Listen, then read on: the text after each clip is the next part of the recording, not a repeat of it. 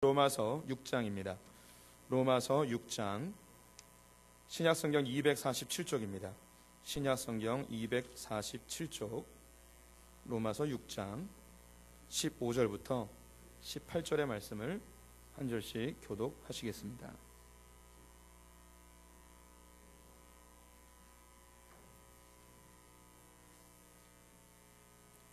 로마서 6장 15절부터 18절입니다. 그런즉 어찌하리요? 우리가 법 아래에 있지 아니하고 은혜 아래에 있으니 죄를 지으리요? 그럴 수 없느니라. 너희 자신을 종으로 내주어 누구에게 순종하든지 그 순종함을 받는 자의 종이 되는 줄을 너희가 알지 못하느냐?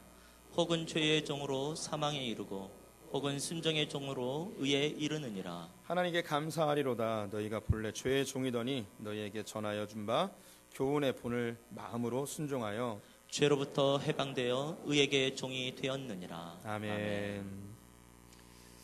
오늘 이 주일 아침 하나님의 은혜를 사모해 나오신 성도님들에게 주님의 평강이 축복이 함께 하시기를 축원드립니다. 옆 사람에게 인사하겠습니다. 하나님은 당신 편이십니다. 네, 가을비가 내리고 있습니다. 시원해진 것 넘어서서 약간 쌀쌀해졌는데요. 건강들 조심하시길 바라고 밤에 꼭 두꺼운 이불 덮고 주무시기 바랍니다. 네, 우리는 교회의 권위에 대해 함께 보고 있습니다. 교회는 예수 그리스도를 주로 고백하는 자들의 공동체입니다. 예수 그리스도를 주로 고백한다는 것은 내가 주님의 종이고 예수님 우리의 주인이심을 고백하는 것이죠. 그래서 이 종 되어진 우리는 내가 원하는 것들을 부인하고 포기하고 주인 되어주신 예수 그리스도와 하나님이 원하시는 바를 나를 통하여 이루길 바라는 사람들의 모임입니다. 구약에도 믿음의 공동체가 있었지만 신약의 교회와는 확연히 다릅니다. 왜냐하면 십자가를 경험하지 못했기 때문이죠. 우리 자신을 십자가에 못 박아버리고 주인 되어주신 우리의 왕 되신 주님의 그 목적과 계획이 우리를 통하여 이루어지기를 온전히 바라는 사람들이 진정한 교회입니다. 하나님께서는 창세전부터 영원전부터 준비하셨던 이 비밀의 경륜을 교회를 통하여 이 땅 가운데 성취하길 원하십니다. 그래서 성경 66권을 통하여서 하나님의 뜻이 무엇인지 이 땅 가운데 알려주시고 교회를 통하여 2000년 역사 속에서 그 풍성함의 하나님의 비밀이 지금 흘러나가고 있습니다. 그래서 세상의 권세자들과 통치자들이 하나님의 놀라운 비밀로 인하여서 지혜로 인하여서 놀라하고 있죠. 하지만 하나님의 영광을 가리기 위하여 이 세상은 그 하나님의 놀라운 일들을 다 왜곡하였고 또 드러내지 않고 숨겨 놓았습니다. 그 2000년 동안 있었던 그 하나님의 놀라운 업적들을 우리가 하나씩 지금 보고 있는데요. 제일 먼저 과학을 보았고요. 그리고 정치, 경제, 오늘은 교회와 법에 대한 이야기를 해보겠습니다. 정치와 경제와 법은 긴밀한 연관이 있습니다. 정치라는 사람들은 법을 만들어 이 땅을 다스리고 있기 때문이죠. 그 법에 대한 이야기를 하기 위해서는 우리가 예전에 했던 정치에 대한 이야기를 잠시 떠올리셔야 됩니다. 한 3주 전에 했는데 다 잊어버리시는 것이 정상이고요. 제가 조금만 힌트를 드리면 생각이 나실 것입니다. 이 세상은 모두가 왕이 다스리던 세계였습니다. 군주나 왕이 자기의 힘으로 군사력으로 연약하고 힘없는 사람들을 이용하여서 그들의 재산을 착취하기도 하고 노동을 강요하기도 하고 그들의 것을 빼앗기도 하면서 그들의 부를 축적해 나갔습니다. 이 왕이 다스리던 세대에서 유일하게 왕이 없었던 나라가 하나 있었죠. 바로 이스라엘이었습니다. 그런데 이 이스라엘도 300여 년 동안 가나안 땅에 살면서 하나님이 명령하신 왕을 세우지 말라는 것을 포기해버리고 이웃 나라들과 동일하게 왕을 세우게 되었습니다. 수백 년이 지나서 그 나라는 망하게 되었고요. 하나님께서 왕이 없는 나라가 없어져 버리는 상황으로 만들어 버렸습니다. 그 이후로 모든 역사 속에서 모든 나라들은 왕이 있었던 나라였습니다. 왕이 다스리고 통치하는 나라들이었죠. 그런데 종교개혁과 함께 하나님께서 우리에게 주신 이 중요한 진리의 말씀들을 붙들고 왕이 다스리는 나라가 아닌 하나님의 말씀대로 다스리는 나라를 만들어 보자고 하는 사람들이 나타났습니다. 칼빈을 중심으로 해서 제네바에 처음으로 하나님의 말씀으로 다스리는 나라를 세우기로 하였습니다. 근데 그 형태가 민주주의와 동일해서 그것을 민주주의라고 부르게 되었습니다. 왕이 주인이 아니고 국민이 주인 되어지는 나라인 것이죠. 이 종교개혁이 일어나지 않았으면 지금 우리 모두는 다 왕 밑에서 생활했을 것입니다. 왕을 없앤다. 이거 뭐 생각할 수도 없는 엄청난 일이죠. 그런데 왕을 없애버리고 국민이 주인 되어지는 왕이 없는 그 허전함, 왕이 없는 불안함 이런 것을 어떻게 극복했을까? 성도님 한번 생각해 보실 필요가 있는데요. 그런데 이 왕이 있을 때에 그러면 이 세상을 어떻게 다스려졌는가? 그때 사람들은 생명의 권한이 자기에게 있지 않았습니다. 재산의 권한도 자기에게 있지 않았습니다. 이 사람은 자유롭게 이사도 가기 어려웠고요, 자기가 원하는 대로 결혼하기도 어려웠습니다. 열심히 재산을 모았으면 왕이 어느 날 갑자기 와서 빼앗아 가기도 하고요, 또 목숨을 한순간에 앗아가기도 하고요, 또 자기가 원하지 않는 곳으로 억지로 이주를 해야 되고 자기가 원하는 직업도 얻을 수 없었고요, 그리고 자기가 열심히 가족들을 키우고 예쁜 딸들 키워놨는데 군사로 데려가 버리고 혹은 후궁으로 데려가 버리는 그런 일들이 너무나 허다하게 일어나고 있었습니다. 우리나라도 뭐 이런 일들을 경험했겠죠. 100여 년 전만에 또 여기 계신 분들 대부분 왕 밑에서 자기의 재산권과 자유권이 거의 다 박탈당한 상태로 그렇게 살아오셨을 것입니다. 민주주의가 일어난 이후에도 소수의 권력의 사람들에 의해서 법이 자기 마음대로 바뀌어지고 백성들을 위한 법이 만들어지지 않은 경우들이 많이 있죠. 우리가 많이 경험했습니다. 이미 한 특정 이 권력자가 자기의 아들을 자기가 원하는 고등학교에 보내기 위해서 그 전까지는 시험 보고 들어갔는데 그 아들을 위해서 시험이 사라지고 뺑뺑이를 돌리던 때를 우리 성도님들 기억하실 것입니다. 그리고 그 민주화를 위하여 이제 투쟁하던 사람들을 지도새도 모르게 죽이기도 하고요. 그리고 그 경찰서로 끌고 가 심각한 고문을 하여서 정상적인 생활을 못하게도 만들고요, 정상적인 법 절차를 밟지 않고 재판을 하여서 사형을 시키거나 혹은 감옥에 수십 년 동안 징역살이를 하게 하는 것들도 우리가 많이 경험했습니다. 이게 바로 이 권력자가 갖고 있는 이 법의 질서예요. 곧 이 왕이 법이 되어지는, 내 말이 법이 되어지는 그런 세대였던 것이죠. 이것이 이 인류가 생성된 이후부터 계속 있는 현상이에요. 힘있고 능력 있는 자들이 스스로 자기가 법을 만들어 사람들을 억압하고 자기가 원하는 대로 세상을, 백성이 아닌 자기의 권자, 자기의 나라를 오랫동안 보존하기 위하여 법을 만들어 갔었죠. 창세기 4장 23절과 24절 말씀을 같이 읽어보겠습니다. 함께 읽습니다. 라멕이 아내들에게 이르되 아다와 실라여 내 목소리를 들으라.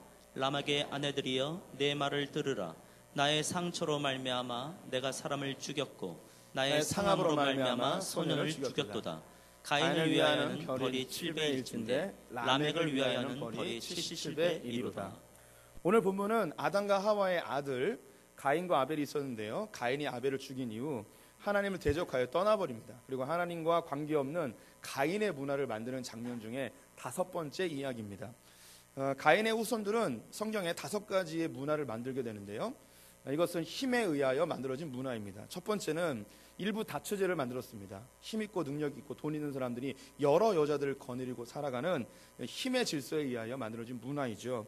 두 번째는 힘 있는 자들이 이 장막에 거주하며 노동하는 일을 자기 밑에 사람들, 종들을 부리면서 계급 문화를 만들게 되어집니다.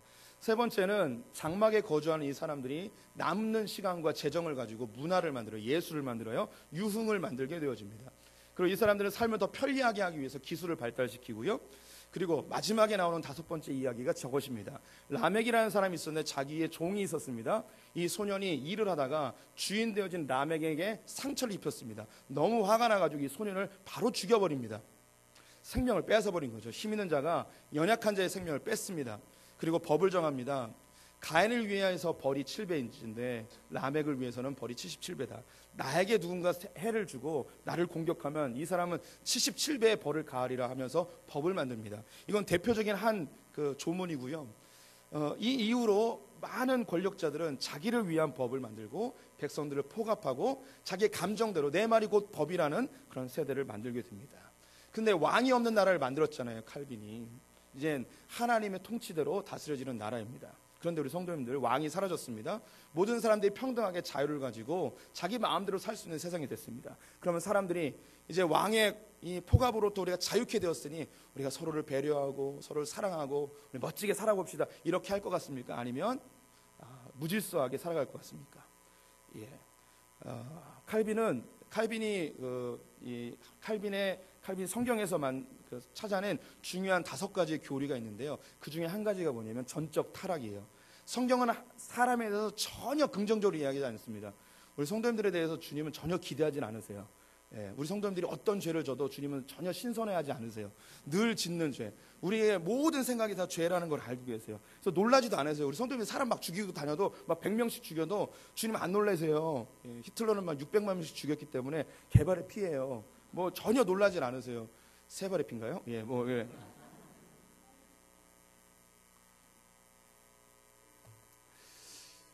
하나님께서 우리에게 대해서 전혀 긍정적으로 이야기하지 않습니다. 그런데 성경이 구약과 신약이 전혀 달라요. 구약에서 보면은 하나님이 율법으로 아주 사람들을 아주 세밀하게 귀찮게 하십니다. 그리고 불편하게 만드세요. 율법을 꼭 지키라고 그러고 안 지키면 죽여버린다. 뭐 너희들 생명이 끝날 것이다. 뭐 너희 것 다 뺏어갈 것이다. 전쟁이 일어날 것이다. 기근이 일어날 것이다. 질병이 일어날 것이다. 막 이렇게 공포감을 불어넣으면서 법 꼭 지키라고 합니다. 근데 신약을 딱 넘어가면서 법에 대한 이야기가 싹 사라져요. 그래서 주님께서 우리에게 기대하시는 바가 있는 거예요. 주님이 우리를 전혀 기대하지 않는데 주님의 십자가를 경험하게 되어지면 이 사람이 바뀔 걸 이야기하는 거예요. 그래서 칼빈이 사람에 대하여 굉장히 부정적으로 봤어요. 그런데 이 사람들이 예수 그리스도의 십자가를 경험하게 되어지면 법 없이도 살 수 있는 그런 단계에 이른다는 걸 알게 됩니다. 마지막에 이제 결론으로 이야기하게 될 텐데요. 법이 하는 일은요, 우리로 성숙한 사람이 되기를 바라는 마음으로 우리를 이제 인도해 주는 역할을 해요. 그럼 우리가 법 없이도 사는 단계에 이를 수가 있어요. 서로 배려하고 사랑하고 격려하는 법 없이도 살 수 있는 단계에 이를 수 있다는 겁니다. 그래서 신약 성경에서는 우리에게 요구하는 바가 너희는 이제 법으로부터 자유하다. 너는 죄의 종이 아니다. 은혜의 종이다. 하나님의 은혜로 살아라 하며 법과 관련 없는 그런 성숙한 신앙인들을 우리에게 요구하십니다. 그런데 이제 왕이 없어졌으니 이제 이 나라에 무질서가 있을 것을 알고 법을 정하게 되어지는데요. 왕이 사라진 이후에 기독교 안에서 두 가지의 정치적 흐름이 나타납니다. 첫 번째는 왕을 아예 안 세우고 무정부 상태로 살고자 하는 그리스도인들의 무리가 생겼습니다. 이 사람들 실제로 있었고요. 그리고 두 번째는 법을 만들어서 이 무질서한 사람들 긍정적으로 안 본 거죠. 이 사람들을 성숙시킬 수 있는 단계까지 우리가 도와주자 하면서 법을 만들어 나라를 다스리는 입헌주의 국가가 이때부터 생기게 되어집니다. 성경 갈라디아서 3장 23절과 24절을 보겠습니다. 함께 읽어보겠습니다. 믿음이 오기 전에 우리는 율법 아래에 매인 바 되고 계시될 믿음의 때까지 갇혔느니라. 이같이 율법이 우리를 그리스도께로 인도하는 초등교사가 되어 우리로 하여금 믿음으로 말미암아 의롭다함을 얻게 하려 함이라. 율법이 하는 일은 우리가 그리스도께로 인도되어지기까지 초등교사의 역할을 합니다. 예전 번역에서는 몽학선생이라고 이야기하죠. 우리가 성숙되기까지 이 법이 우리를 잘 관리하여서 예수 그리스도를 경험하게 되어지면 이 법이 필요 없는, 즉 초등교사, 몽학선생이 필요 없고 성숙되어진 사람으로 살아갈 수 있다는 것입니다. 그래서 나라를 처음 세울 때는 법으로 사람들을 잘 관리하고 법이 없어도 살 수 있는 또 다른 그리스도인들이 꿈꿨던 그 무정부 상태, 법이 없어도 살 수 있는 그런 상태까지 꿈꿨었습니다. 그래서 이 칼빈의 영향을 받은 이 종교 개혁자들이 법을 만들기 시작했는데 예전에도 법은 있었어요. 근데 왕이 있을 때도 다 법이 있었습니다. 근데 이 왕이 자기 마음대로 법을 만들었던 거죠. 왕을 없애버렸습니다. 그럼 이 법을 관리할 수 있는 또 다른 법이 있어야겠죠. 그 위에 있는 법이 있어야 됩니다. 이것을 뭐라고 이야기하느냐? 헌법이라고 이야기합니다. 이 헌법은 왕도 바꿀 수 없고요. 어떤 통치자도 바꿀 수 없습니다. 이 헌법은 누구만 바꿀 수 있냐면 국민이 주인이기 때문에 국민의 투표로만 바꿀 수 있습니다. 그래서 우리나라도 헌법을 바꾸려면 국민 투표를 해야 하는 것이죠. 그래서 이 절대적인 헌법 밑에 대통령, 왕, 모든 국민들이 그 아래서 통치를 받게 되어집니다. 그래서 이 법은요, 크게 두 가지 흐름이 있는데, 이 칼빈과 이 루터의 영향을 받은 대륙법이라고 이야기하는 독일법과 프랑스법이 아주 가장 두드러진 법입니다. 그리고 그 종교개혁자들이 영국과 미국으로 흘러가게 되어지는데 영국과 미국의 법을 영미법이라고 이야기합니다. 그래서 큰 두 가지가 있어요. 대륙법과 영미법. 이 대륙법은 프랑스와 독일에서 일어났다고 말씀드렸죠. 루터와 칼빈의 영향입니다. 당연히 이 법이 세워질 때 무엇을 바탕으로 만들어졌겠습니까? 성경을 바탕으로 만들어지게 된 거예요. 그래서 이것이 지금도 유럽을 다스리고 있고요. 특별히 우리나라 법은 일본의 영향을 받았는데 일본은 독일에서 배워왔습니다. 그래서 독일법이 한국의 헌법으로 자리를 잡게 됐습니다. 그 이후에 한국은 미국과 긴밀한 관계를 맺으면서 영미법의 영향을 받아서 영국과 미국은 단연 기독교 국가이죠. 이 영미법이 만들어질 때도 성경적 기반을 가지고 만들어지게 되었습니다. 그래서 이 한국은요, 우리가 기독교 국가가 아님에도 불구하고 이 헌법 자체에서 엄청난 하나님의 질서와 다스림이 그 고스란히 한국 땅에 배어 들어가게 된 것입니다. 전 세계 입헌 민주주의 국가들이 많은데요, 그들은 기독교 국가가 아님에도 불구하고 그들이 뭔가 보고 베껴 써야 되잖아요. 그래서 영미법과 대륙법을 베껴 쓸 수밖에 없어요. 그러다 보니 저절로 이 하나님이 다스리는 나라, 전 세계의 국가들이 그렇게 많은 영향을 받았습니다. 그럼 이 두 가지밖에 법이 없는가? 세 가지가 더 있는데요. 첫 번째는, 세 번째로 이야기 드리는 건 사회주의법이 있습니다. 공산주의 국가들이 쓰는 거고요. 또 하나 크게 사용되는 게 이슬람법이고요. 마지막으로 들 수 있는 게 가장 인구가 많은 힌두교법이 있습니다. 그래서 전 세계에 크게 법은 이제 5가지로 나눠지게 되는데요. 뭐 공산주의나 이슬람이나 힌두교권을 빼고는 모두가 다 이제 이 대륙법과 영미법의 영향을 받은 하나님의 다스림을 받고 있는 나라입니다. 정말 하나님의 놀라운 이 말씀의 신비가 교회를 통하여서 전 세계에 흘러가고 있고 축복의 통로로 사용되고 있음을 우리가 기억하셨으면 좋겠어요. 근대 헌법과 현대 헌법의 가장 모태가 되어진 게 뭐냐면 독일에서 나타난 프로이센 헌법과 바이마르 헌법이라는 게 있어요. 왜 얘기했냐면 잘난 척 좀 하시고 다니라고. 예. 백과사전을 찾아보시면 바이마르 헌법을 찾아보시면 거기에 백과사전에 이렇게 써 있습니다. 성경을 근거로 하여 만들어진 바이마르 헌법은 이렇게 쓰여 있어요. 백과사전에 이렇게 쓰여 있어요. 예. 저를 못 믿는 눈빛으로 우리를 속이는 거 아닌가? 백과사전 찾아보시면 그게 딱 나와 있어요. 그래서 하나님께서 이 세상을 이 성경의 근거로 한 법들로 이 나라를 다스리게 합니다. 칼빈이 구약 성경을 통하여서 찾아낸 3가지의 법의 종류가 있는데요. 첫 번째는 사회법이고, 두 번째는 도덕법, 세 번째는 종교법입니다. 종교가 분리되어져서 종교법은 사회에 영향을 주지 않고요, 교회를 다스리는데 종교법이 사용되어지고, 도덕법은 개인과 개인 사이의 법률이고, 사회법은 개인과 사회 사이의 법률입니다. 이 사이에서 중요한 헌법의 기준이 되어지는 3가지를 찾게 되어지는데, 그것이 바로 평등과 자유와 책임이라는 것입니다. 이제 헌법 정신의 중요한 3가지인데요, 성경 말씀에 기반으로 하고 있습니다. 먼저 고린도전서 12장 13절 말씀을 찾아보겠습니다. 함께 읽어보겠습니다. 시작. 우리가 유대인이나 헬라인이나 종이나 자유자나 다 한 성령으로 세례를 받아 한 몸이 되었고 또 다 한 성령을 마시게 하셨느니라. 성경은 예수 그리스도 안에서 하나님 앞에서 모두가 평등하다고 이야기합니다.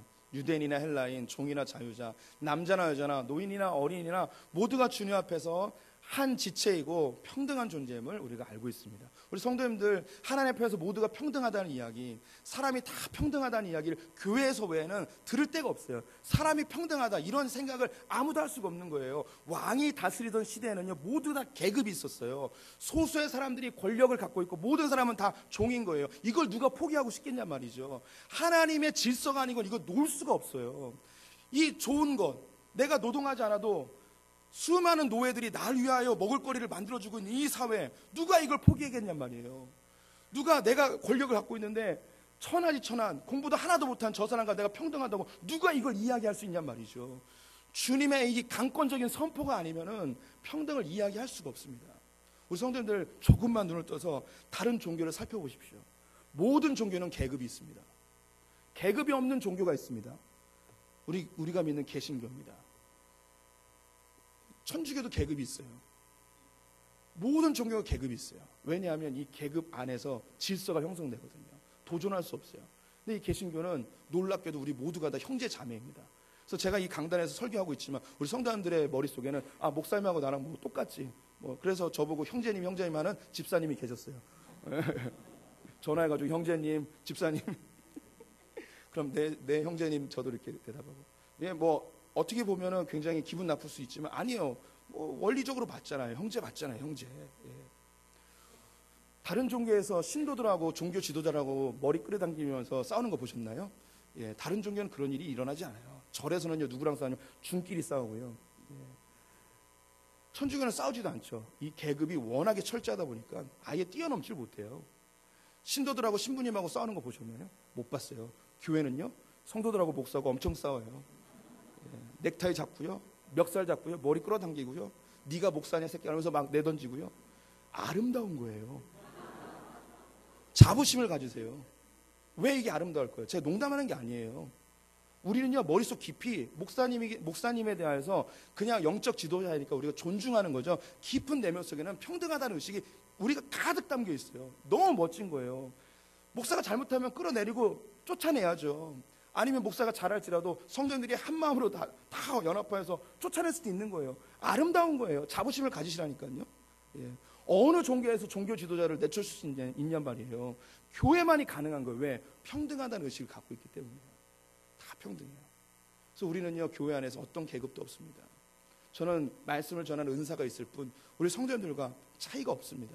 그런데 여기에서 질서가 생겨야 되잖아요. 주님이 그 죄된 세상을 살아갈 때 평등만 이야기하며 다 자기의 권리만 추구할 때 나타나는 무질서를 알고 계세요. 그래서 이 수직의 질서의 세계 속에서 수평의 질서를 유지할 수 있는 방법이 뭐냐면, 내가 다른 사람들에게 평등하다고 요구하는 게 아니라 저는 낮은 자이고 당신은 높은 자입니다. 섬김과 사랑이에요. 그래서 이 섬김과 사랑은 윤리적 도덕적 이야기가 아니고요, 하나님의 질서를 이 땅 가운데 이룰 수 있는 유일한 방법이 섬김과 사랑, 나눔, 베품, 이런 것들로만 이루어질 수 있어요. 그래서 주님이 우리에게 요구하시는 바가, 너희가 이 땅을 살아갈 때 유일한 윤리가 있다, 유일한 명령이 있다. 이게 뭐냐? 내가 너희를 사랑한 것처럼 너희도 서로 사랑해라. 우리 성도님들 헌법 읽어보신 적 있나요? 예, 오늘 같은 날은 헌법을 읽어봐야 되는 거죠. 평생 한번 처음으로 헌법을 한번 읽어보도록 하겠습니다. 대한민국 헌법 11조, 예, 같이 읽어보도록 하겠습니다. 시작. 모든 국민은 법 앞에 평등하다. 누구든지 성별, 종교 또는 사회적 신분에 의하여 정치적, 경제적, 사회적, 문화적 생활의 모든 영역에 있어서 차별받지 아니한다.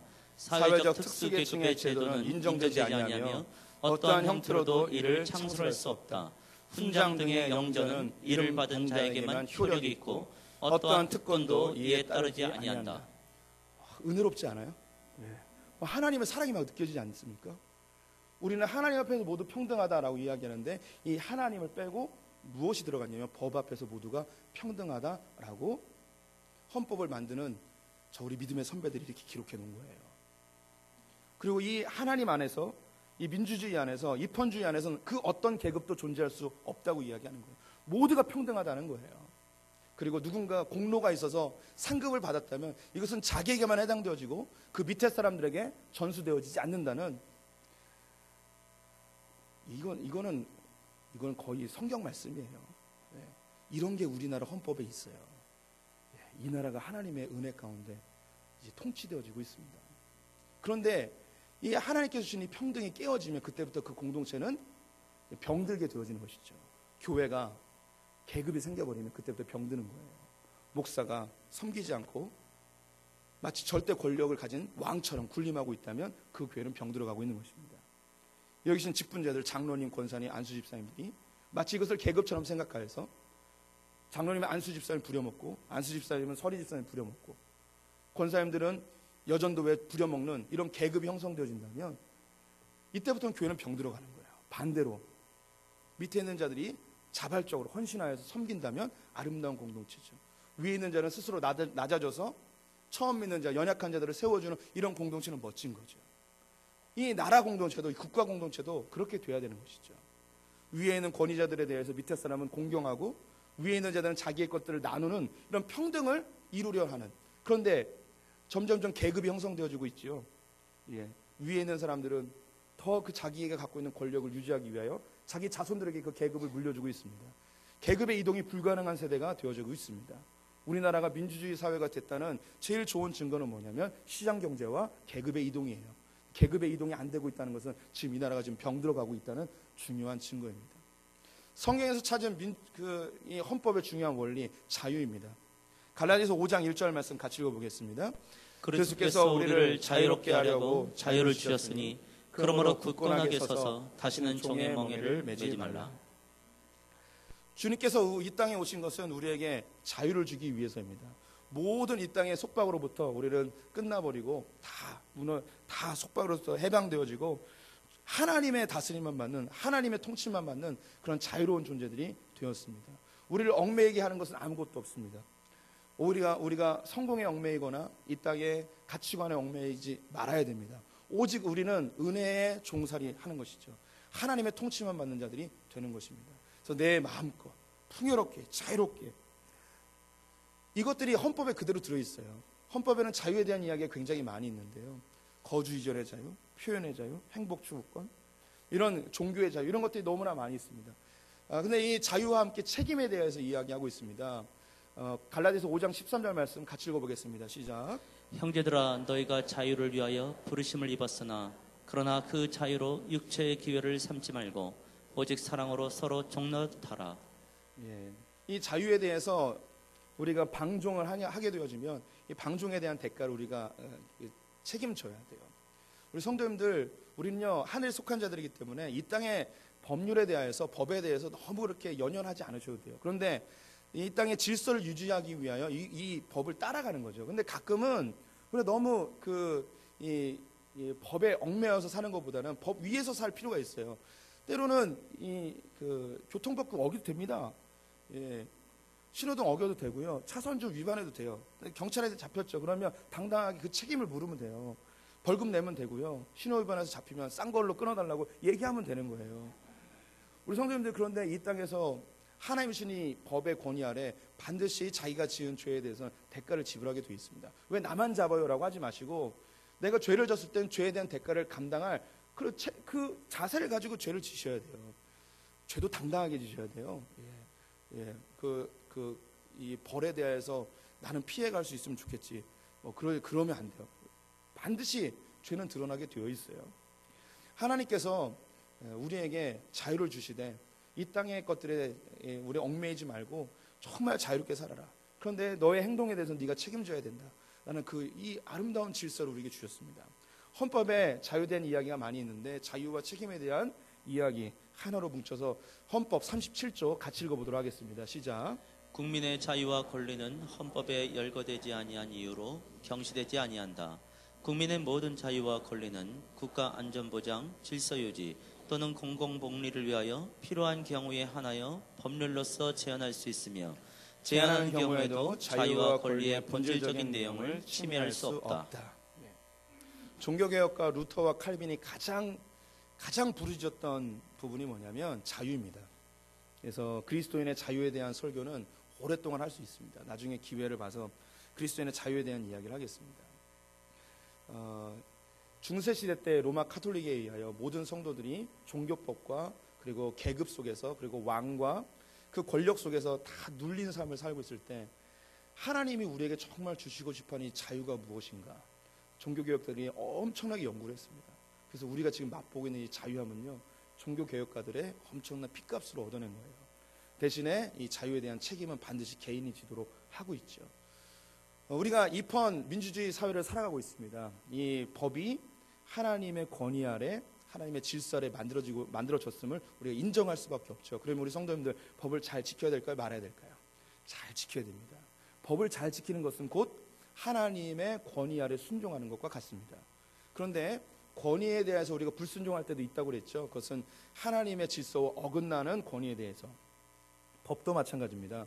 법에 대하여 우리가 순종하지 않을 때, 저항할 때가 있어야 돼요. 그때는 하나님의 질서와 어긋난 이 법이 만들어진다면 우리는 저항하고 바꾸는 노력들을 해야 하는 것이죠. 그렇다면 우리가 이 입헌 민주주의 사회에서 그리스도인으로서 어떻게 살아갈 것인가? 첫 번째는 법 잘 지켜야 되는데요.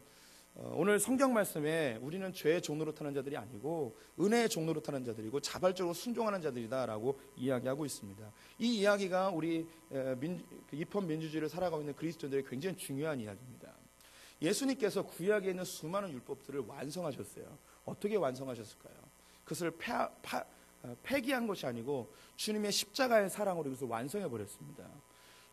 하나님이 우리가 이 땅을 살아갈 때에 우리는 이 세상의 법에 적용되는 자들이 아니에요. 그러면 이 세상에 있는 법을 폐기해버리는 것이 아니고 이 땅의 법을 어떻게 해야 되느냐? 완성해야 되는 자들이에요. 어떻게는 완성할 수 있을까요? 사랑으로 완성할 수 있는 거예요. 법이 왜 만들어졌을까요? 사람들이 상대방에 대한, 개인에 대한 배려하지 않고 빼앗고 폭력을 가하고 유린하고 그들의 인격과 인권을 존중해주지 않기 때문에 법이라는 것을 통하여서 사람과 사람 사이 질서를 유지하기 위해 만든 게 법입니다.